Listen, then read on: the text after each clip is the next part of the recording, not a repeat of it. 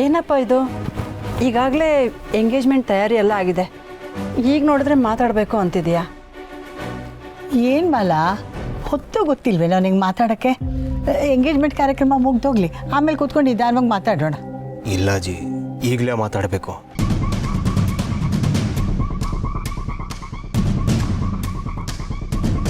ಸರಿ, ಅದೇನು ಅಂತ ಹೇಳಪ್ಪ.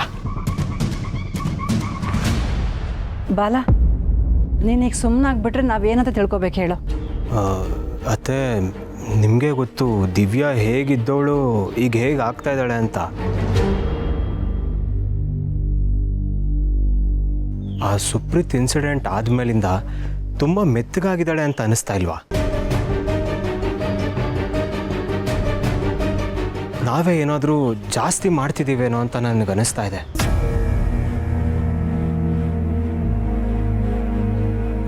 ಅವಳು ಪಾಪ ತುಂಬ ಒದ್ದಾಡ್ತಿದ್ದಾಳೆ ಅತ್ತೆ. ಅದಕ್ಕೆ ಅವಳು ಮಾಡಿದ ಕರ್ಮ ಅವಳು ಅನುಭವಿಸ್ಲಿ ಬಿಡಿ. ಇಷ್ಟು ದಿನ ನಿಮ್ಮನ್ನು ಒದ್ದಾಡಿಸ್ಲಿಲ್ವಾ? ಈಗ ಅವಳ ಟೈಮು. ದಿವ್ಯನ ಬಗ್ಗೆ ಮೆತ್ತಗಾಗೋ ಮಾತೇ ಬೇಡ. ಅದೇನೋ ಹೇಳ್ತಾರಲ್ಲ, ಹುಟ್ಟು ಗುಣ ಸುಟ್ಟರೂ ಹೋಗಲ್ಲ ಅಂತ, ಹಾಗೆ ಅವಳೀಗ ಮೆತ್ತಗಾಗಿರೋ ಹಾಗೆ ನಾಟಕ ಮಾಡ್ತಾಳೆ. ಯಾಕೆ ಹೇಳು? ಕೈಯಲ್ಲಿ ಕಾಸಿಲ್ವಲ್ಲ, ಇನ್ನು ಸ್ವಲ್ಪ ದಿನ ಹೋಗಲಿ, ಇನ್ಯಾರಾದರೂ ಬಕ್ರನ್ನ ನೋಡ್ಕೋತಾಳೆ. ಇಲ್ಲ ಅಜ್ಜಿ, ನಾನು ನೋಡಿದ್ದೀನಲ್ಲ, ಅವಳು ತುಂಬಾ ಬದಲಾಗಿದ್ದಾಳೆ.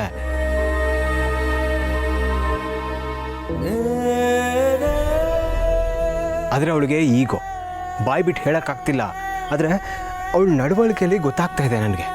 ಅಳಿಂದ್ರೆ, ಹಾವು ಪೊರೆ ಕಳ್ಚೋದು ದೊಡ್ಡ ಹಾವಾಗೋದಿಕ್ಕೆ ಹೊರತು ಇನ್ನೇನಕ್ಕೂ ಅಲ್ಲ. ವಿಷ ಇಲ್ಲದೆ ಇರೋ ಹಾವಿರುತ್ತಾ ಅಳಿಂದ್ರೆ? ಇವಳು ಅದೇ ಜಾತಿಗೆ ಸೇರಿದವಳು, ಅವಳನ್ನ ನಂಬೇಡಿ. ಹೌದು ಕಣೋ ಬಾಲ, ರುಕ್ಕು ವಿಚಾರದಲ್ಲಿ ನಾವು ಅರ್ಧ ದಾರಿಗೆ ಬಂದಾಗಿದೆ. ಅದು ಅಲ್ಲದೆ ಅವರ ಅಪ್ಪ ಅಮ್ಮನ್ನು ಕರೆಸಿದ್ದೀವಿ, ನಿಶ್ಚಿತಾರ್ಥಕ್ಕೆಲ್ಲ ರೆಡಿಯಾಗಿದೆ. ಇಂಥ ಹೊತ್ತಿನಲ್ಲಿ ನೀನು ಇಲ್ಲದೆ ಇರೋದನ್ನೆಲ್ಲ ಯೋಚನೆ ಮಾಡಿ ತಲೆ ಕೆಡಿಸ್ಕೊಬೇಡ. ನಿನ್ನ ಮನಸ್ಸಿನ ಗೊಂದಲ ನಮ್ಗೆ ಅರ್ಥ ಆಗುತ್ತೆ. ಆದರೆ ನಿನ್ನ ಜೀವನ ಚೆನ್ನಾಗಿರ್ಬೇಕಲ್ಲ, ಸುಮ್ಮನೆ ನಮ್ಮ ಮಾತು ಕೇಳಪ್ಪ.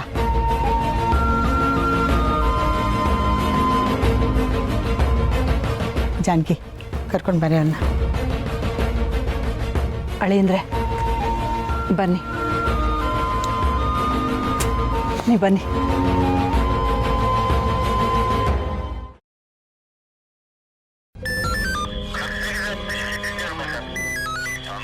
Muniswamy sir, madam, domestic violence ಮತ್ತು ಫ್ಯಾಮಿಲಿ ಇಶ್ಯೂಸ್ ಕೇಸ್ಗಳ ಫೈಲ್ ತಂದುಕೊಡಿ. ಹೀಗ್ಯಾಕೆ ಮೇಡಮ್ ಇದಕ್ಕಿದ್ದಾಗೆ ಅದೆಲ್ಲ? ಏನಿಲ್ಲ, ಹಾಗೆ ಇದಕ್ಕೆ ಸಂಬಂಧಪಟ್ಟಾಗೆ ನಮ್ಮ ಏರಿಯಾದಲ್ಲಿ ಎಷ್ಟು ಕೇಸ್ಗಳಿದೆ ನೋಡೋಣ ಅಂತ. ಸರಿ ಮೇಡಮ್. ಹಾಗೆ ಕ್ರೈಮ್ ಡೀಟೇಲ್ಸ್ ಬಗ್ಗೆನೂ ತಂದುಕೊಡಿ. ಸರಿ ಮೇಡಮ್, ತರ್ತೀನಿ.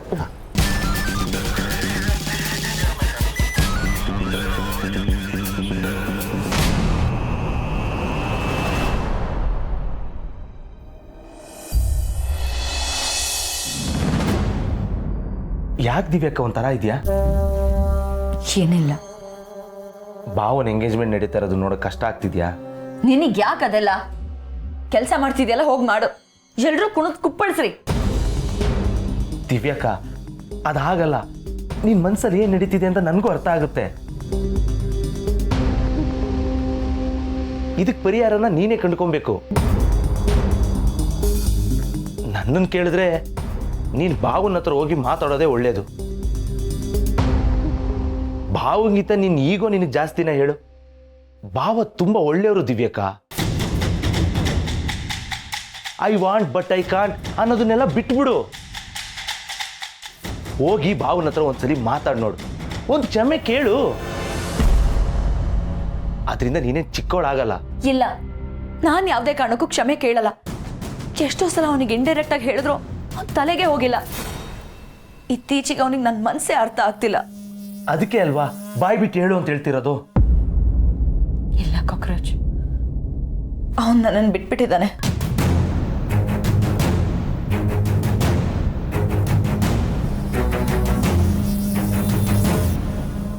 ಇಲ್ಲ ಅಂದಿದ್ರೆ ಅವಳ ಜೊತೆ ಎಂಗೇಜ್ಮೆಂಟ್ ಮಾಡ್ಕೊಳಕ್ ಯಾಕೆ ರೆಡಿ ಆಗ್ತಿದ್ದ?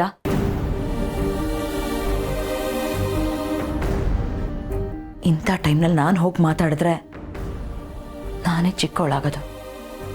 ಗಂಡ ಹೆಂಡತಿ ಮಧ್ಯೆ ಇದೆಲ್ಲ ದೊಡ್ಡ ಮ್ಯಾಟ್ರ. ಎಷ್ಟೋ ಸಂಸಾರಗಳು ಹಾಳಾಗೋದೆ ಅವ್ರು ಬಾಯ್ ಬಿಟ್ಟು ಮಾತಾಡದೇ ಇದ್ದಾಗ. ನಿನ್ನ ಸಂಸಾರನೂ ಹಾಗೆ ಆಗ್ಬೇಕಾ ಹೇಳು? ನೋಡಿದ್ವಿ ಅಕ್ಕ, ನನಗೆ ಹೇಳಬೇಕು ಅನ್ನಿಸ್ತು, ಹೇಳಿದ್ದೀನಿ. ಮಿಕ್ಕಿದ್ದು ನಿನಗೆ ಬಿಟ್ಟಿದ್ದು. ಇಲ್ಲ, ಅವ್ರು ಎಲ್ಲರೂ ಬೇಕು ಬೇಕು ಅಂತ ನನ್ನನ್ನು ಆಟ ಆಡಿಸ್ತಿದ್ದಾರೆ, ನನಗೆ ಅವಮಾನ ಮಾಡ್ತಿದ್ದಾರೆ. ಅವ್ರಿಗೆ ನಾನು ಸರಿಯಾಗಿ ಬುದ್ಧಿ ಕಲಿಸ್ತೀನಿ. ಅವನೇ ನನ್ನ ಹತ್ರ ಬರಬೇಕು, ಹಾಗೆ ಮಾಡ್ತೀನಿ. ಆತನ್ ಬಿಟ್ಟು ನಾನೇ ಅವನ ಹತ್ರ ಹೋಗಿ ಮಾತಾಡೋ ಮಾತೇ ಇಲ್ಲ. ಅಲ್ಲ ದಿವ್ಯಕ್ಕ, ಇದು ನನ್ನ ಜೀವನ, ಹೇಗೆ ಸರಿ ಮಾಡ್ಕೋಬೇಕು ಅಂತ ನನಗೆ ಗೊತ್ತು. ನಿನ್ನ ಅಡ್ವೈಸ್ ನನಗೆ ಬೇಕಾಗಿಲ್ಲ, ಹೋಗ್ತಾರೆ. ಸಾರಿ ದಿವ್ಯಕ್ಕ, ನಾನೇನಾದರೂ ಜಾಸ್ತಿ ಮಾತಾಡಿದೆ ಅಂತ ಅನ್ಸಿದ್ರೆ ನನಗೆ ಕ್ಷಮಿಸ್ಬಿಡು. ಆದರೆ ಒಂದು ಮಾತ್ರ ನಿಜ, ಇವತ್ತು ನೀನು ಮಾತಾಡದೆ ಹೋದರೆ ಮತ್ತಾವತ್ತು ಭಾವ ನಿಂಗೆ ಸಿಗಲ್ಲ. ಬರ್ತೀನಿ.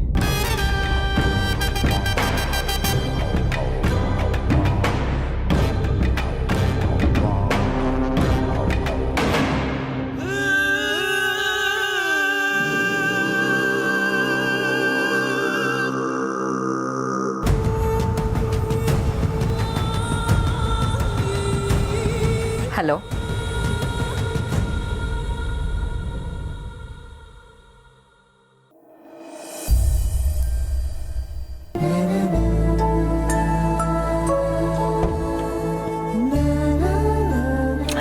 ಈ ವರ್ಕ್ ಫ್ರಮ್ ಹೋಮ್ ಕೊಟ್ಟು ಒಳ್ಳೆ ಕೆಲಸ ಮಾಡಿದ್ರು.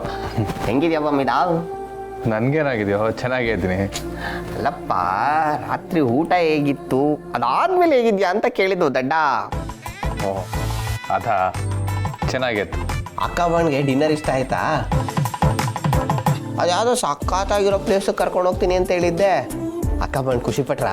ಖುಷಿ ಪಡದೇ ಇರ್ತಲ್ಲ, ಆದರೆ ನಾವು ಮನೆಯಿಂದ ಆಚೆ ಹೋಗಲಿಲ್ಲ ಕಣ. ಯಾಕೆ ಅಂದರೆ ಅವಳಿಗೆ ಅರ್ಜೆಂಟ್ ಡ್ಯೂಟಿ ಬಂತು, ಅದಕ್ಕೆ ನಾನೇ ಎಲ್ಲ ಮನೇಲಿ ಸೆಟಪ್ ಮಾಡಿದೆ. ಅಯ್ಯೋ, ಹಂಗಾದ್ರೆ ಕೈಗೆ ಬಂತು ಬಾಯಿಗೆ ಬರಲಿಲ್ಲ ಅನ್ನು ಅನ್ಕೊಂಡಿದ್ದಾಗಲಿಲ್ಲ. ಹಲೋ, ಏನಾಗಬೇಕೋ ಎಲ್ಲ ಆಯಿತು. ಜೊತೆಲಿ ಟೈಮ್ ಸ್ಪೆಂಡ್ ಮಾಡಿದ್ವಿ, ಒಟ್ಟಿಗೆ ಊಟ ಮಾಡಿದ್ವಿ, ಒಂದೇ ಹೆಡ್ಫೋನ್ಸಲ್ಲಿ ಆಕಾಶ ನೋಡ್ತಾ ಹಾಡು ಕೇಳಿದ್ವಿ. ಇದಕ್ಕಿಂತ ಬೇಕಾ? ಆಗಿದ್ರೆ ಫುಲ್ಲು ರೊಮ್ಯಾನ್ಸು. ಲೇ ಥೂ, ನಿನ್ ಬರೀ ಇದೇ ಆಯ್ತಲ್ಲ. ಗಂಡ ಹೆಂಡತಿ ಅಂದ್ರೆ ಬರೀ ರೊಮ್ಯಾನ್ಸೇನಾ? ಅವರಿಬ್ಬರ ಮಧ್ಯ ಒಂದು ಫ್ರೆಂಡ್ಶಿಪ್ ಇರಬೇಕು. ಫ್ರೆಂಡ್ಶಿಪ್ ಇದ್ರೇನೆ ಆ ಪ್ರೀತಿಲೂ ಒಂದು ಮಜಾ ಇರುತ್ತೆ. ಏನೋ ಅಪ್ಪ, ನಿಮ್ಮಂತ ಅನುಭವಿಸ್ತಾರೆ ಹೇಳಿದ್ರೆ ನಮ್ಮಂತ ಚಿಕ್ಕ ಮಗಳು ತಿಳ್ಕೊತೀವಿ. ಸ್ವಾಮಿ, ನಾನಂತೂ ಆಚೆ ಹೋಗಿದ್ದಿದ್ರೆ ಇಷ್ಟೊಂದು ಖುಷಿ ಪಡ್ತಾ ಇದ್ನೋ ಇಲ್ವೋ. ಇದೊಂಥರ ಹೊಸ ಎಕ್ಸ್ಪೀರಿಯನ್ಸ್ ಕಣ. ಜೊತೆಗೆ ಸತ್ಯ ಬೇರೆ ತುಂಬ ಸುಸ್ತಾಗಿ ಬಂದಿದ್ಲು. ಅವಳನ್ನ ಆಚೆ ಕರ್ಕೊಂಡು ಹೋಗಿ ಇನ್ನೂ ಸುಸ್ತು ಮಾಡೋದು ಬದಲು ಮನೇಲೇ ಕಂಫರ್ಟ್ ಮಾಡೋದು ಬೆಟರ್ ಅಂತ ಅನ್ನಿಸ್ತು. ಸತ್ಯ ಅಂತೂ ಇವಾಗ ತುಂಬ ಬ್ಯುಸಿ. ಸಿಗೋದು ಸ್ವಲ್ಪ ಟೈಮಲ್ಲೇ ನಾವು ಕ್ವಾಲಿಟಿ ಟೈಮ್ ಸ್ಪೆಂಡ್ ಮಾಡಿದ್ರೆ ಅವಳು ಖುಷಿ ಆದರೆ ನನಗೂ ಖುಷಿ. ಅಬ್ಬಬ್ಬಬ್ಬಬ್ಬ, ಹೆಸರಿಗೆ ಅಪ್ಪ ಶ್ರೀರಾಮ, ಕೃತಿಲಿ ನೀನು ಶ್ರೀರಾಮನೇ ಕಣೋ. ಹೆಂಡ್ತೀನಿ ಎಷ್ಟು ಚೆನ್ನಾಗಿ ಅರ್ಥ ಮಾಡ್ಕೊಂಡಿದ್ಯೋ. ಸಖತ್ ಸಿಂಪಲ್ ಕಣೋ. ಹಾಂ, happy wife happy life formula ಗೊತ್ತು ತಾನೆ?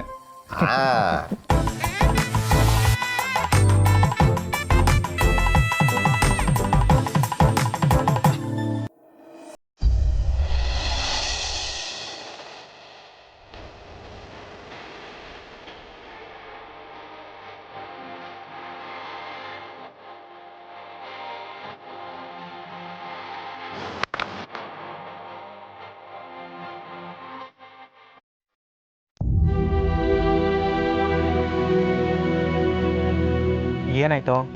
ಯಾಕೊಂಥರ ಇದೆಯಾ? ಏನಿಲ್ಲ ಬಿಡ. ಏನೋ ಎಲ್ಲ ಗಂಡು ಹೆಣ್ಣು ನೋಡ್ಕೊಂಡು ಕೂತ್ಕೊಂಡ್ಬಿಟ್ರಾ? ಲಕ್ಷಣವಾಗಿದ್ದಾರೆ ಅಂತ. ಕೊಡಮ್ಮ, ಕುಂಕುಮ ಹಚ್ಚಲಿ ಕೊಡು.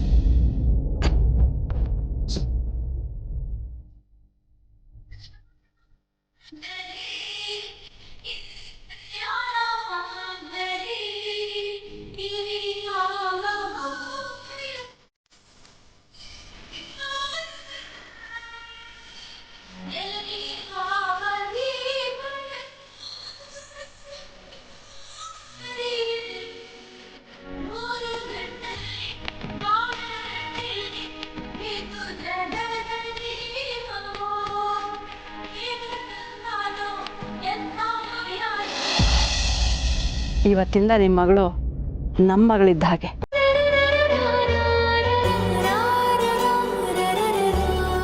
ಆದಷ್ಟು ಬೇಗ ಮದುವೆ ಶಾಸ್ತ್ರ ಮುಗಿಸಿ ಮನೆ ತುಂಬಿಸ್ಕೊಳ್ತೀವಿ. ಅಯ್ಯೋ ಆಂಟಿ, ನೀವು ಕತೆಯಲ್ಲಿ ತುಂಬಾ ಮುಂದೆ ಹೊಂಟೋದ್ರಿ. ತಾಂಬೂಲ ಬದಲಿಸ್ಕೊಂಡ್ರೆ ಸಾಕಾ? ಉಂಗ್ರ ಬದಲಿಸ್ಕೊಳ್ಳೋದು ಬೇಡವಾ? ಅಯ್ಯೋ, ಈ ಸಂಭ್ರಮದಲ್ಲಿ ಅದನ್ನೇ ಮರ್ತ್ಬಿಟ್ವಲ್ಲ ಜಾನಕಿ. ತಗೋ.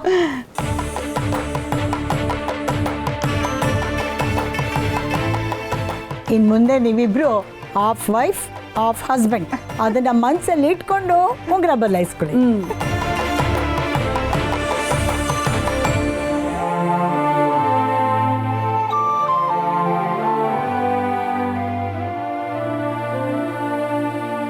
ನಿಲ್ಸಿ.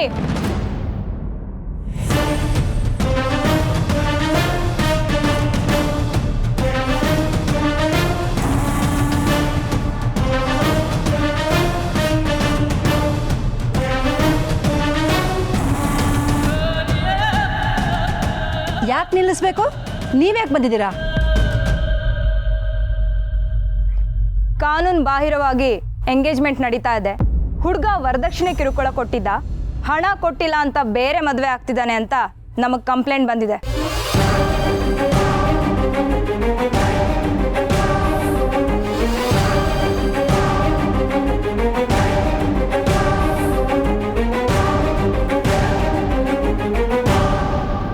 ಏಯ್ ಬಾರಪ್ಪ ನೀನು.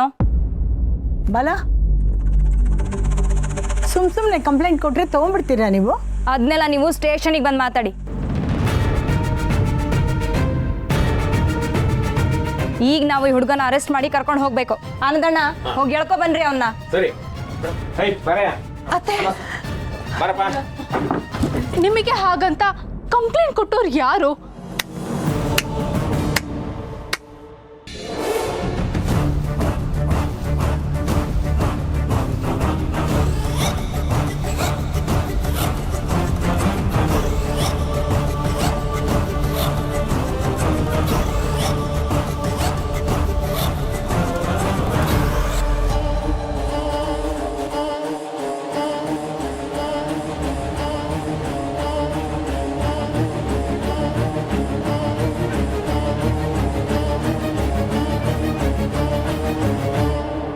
ಎಳ್ಕೊಂಡು ಹೋಗಿ ಸರ್ ಇವನ್ನ. ನೀವು ನಮ್ಮ ಜೊತೆ ಬರಬೇಕು. ನಿಮ್ಮ ಸ್ಟೇಟ್ಮೆಂಟ್ನ ನಾವು ತಗೋಬೇಕು. ಬರೀ ಫೋನಲ್ಲೇ ಕಂಪ್ಲೇಂಟ್ ಕೊಟ್ಟರೆ ಆಗಲ್ಲ. ಬರ್ತೀನಿ. ಏನೇ ಬಂದಿರೋದು ನೀನು ದೊಡ್ಡ ರೋಗ? ಯಾಕೆ ಕಂಪ್ಲೇಂಟ್ ಕೊಟ್ಟು ಸುಮ್ಮನೆ ಅವನ್ನ ಅರೆಸ್ಟ್ ಮಾಡಿಸ್ತಾ ಇದೆಯಾ? ಯಾಕೆ ಅಂದರೆ ಹೆಂಡತಿ ಅಂತ ನಾನು ಇನ್ನೂ ಬದುಕಿರುವಾಗಲೇ ಇನ್ನೊಬ್ಳು ಜೊತೆ ಎಂಗೇಜ್ಮೆಂಟ್ ಮಾಡ್ಕೋತಿದ್ದಾನಲ್ಲ, ಅದಕ್ಕೆ.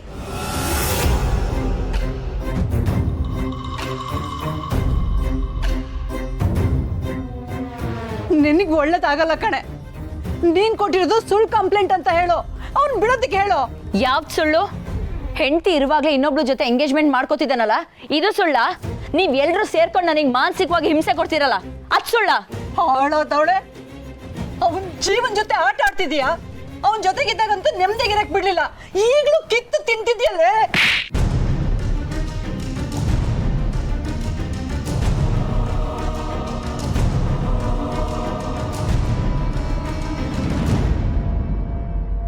ರೀ, ಹೊಡಿಬೇಡ್ರಿ. ಹೊಡೆದ್ರೆ ನಿಮ್ಮೇಲೂ ಕೇಸ್ ಹಾಕ್ಬೇಕಾಗತ್ತೆ. ಆಯ್ತು, ನನ್ನನ್ನು ಒಳಗಡೆ ಹಾಕಿ. ಇಂಥವಳಿಗೆ ಜನ್ಮ ಕೊಟ್ಟಿದ್ದಕ್ಕೆ ನನಗೂ ಶಿಕ್ಷೆ ಆಗ್ಬಿಡ್ಲಿ. ಅತ್ತೆ, ಸಮಾಧಾನ ಮಾಡ್ಕೊಳ್ಳಿ. ಬಂದಿದ್ದನ್ನ ಎದುರಿಸೋಣ. ತಪ್ಪೇ ಮಾಡ್ತಿದ್ದಾಗ ಭಯ ಯಾಕೆ? ಸುಳ್ಳು ಕಂಪ್ಲೇಂಟ್ಗೆಲ್ಲ ಆಯಸ್ಸಿರಲ್ಲ. ಹೌದು ಜಾನಕಿ, ಬಲವಂತದಿಂದ ಏನು ಪಡ್ಕೊಳಕ್ಕಾಗಲ್ಲ ಅನ್ನೋದು ಅವಳಿಗೂ ಗೊತ್ತಾಗ್ಲಿ. ಹೇಗೆ ಪಡ್ಕೋಬೇಕು ಅಂತ ನನಗೂ ಚೆನ್ನಾಗಿ ಗೊತ್ತಿದೆ.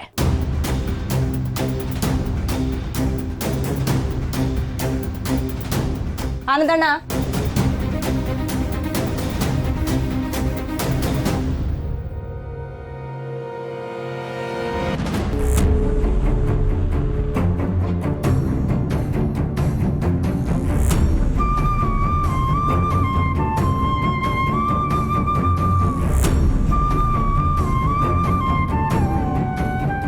ನೋಡಿ ಅಜ್ಜಿ, ನನ್ನ ಜೀವನನ ಹೇಗೆ ಹಾಳು ಮಾಡಿಬಿಟ್ಲು.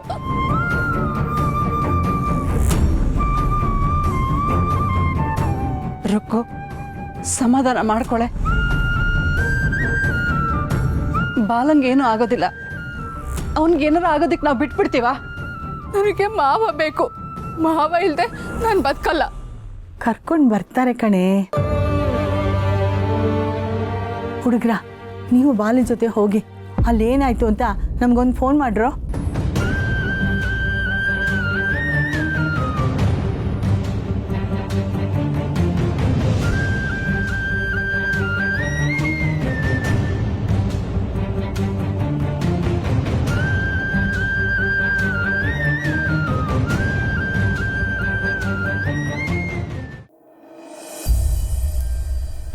ಹ್ಞೂ ಸರ್, ನನ್ಗೆ ಎಷ್ಟೇ ಬೇಡ ಅಂದರೂ ಇನ್ನೊಬ್ಳನ್ನ ಮದುವೆ ಆಗಕ್ಕೆ ಹೋಗ್ತಿದ್ದಾನೆ.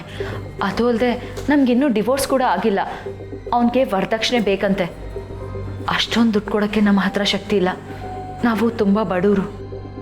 ಏನಯ್ಯ ನೋಡಕ್ಕೆ ಇಷ್ಟು ಒಳ್ಳೆಯ ಥರ ಕಾಣ್ತೀಯ, ವರದಕ್ಷಿಣೆ ಕೇಳಕ್ಕೆ ನಾಚಿಕೆ ಆಗಲ್ವಾ?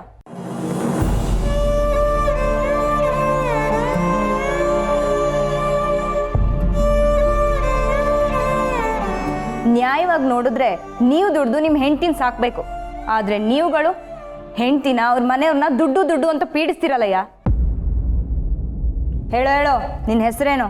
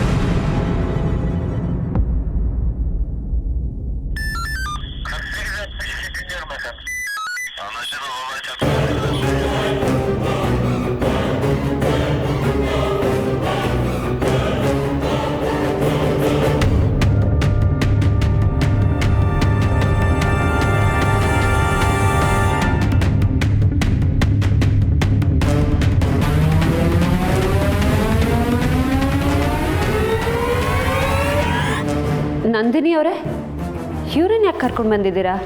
Dowry case madam. ವರದಕ್ಷಿಣೆ ಕೊಟ್ಟಿಲ್ಲ ಅಂತ ಇನ್ನೊಂದು ಎಂಗೇಜ್ಮೆಂಟ್ ಮಾಡ್ಕೊಳಕ್ಕೆ ಹೊರಟಿದ್ದ.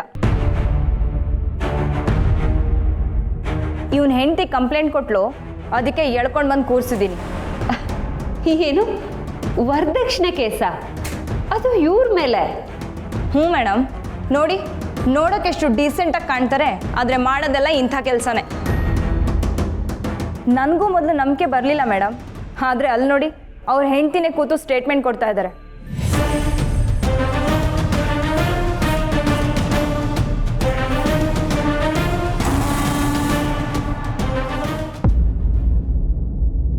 ಇವ್ರು ನನಗೆ ಚೆನ್ನಾಗಿ ಗೊತ್ತು. ವರದಕ್ಷಿಣೆ ಕಿರುಕುಳ ಕೊಡೋ ಮನುಷ್ಯ ಅಲ್ಲ.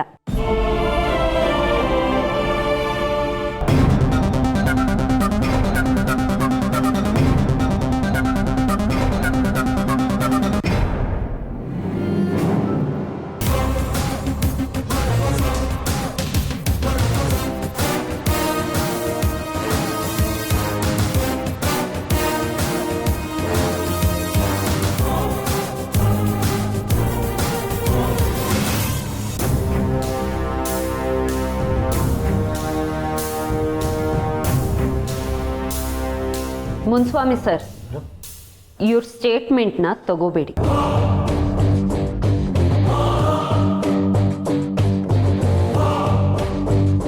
ಬನ್ನಿ ಒಳಗೆ.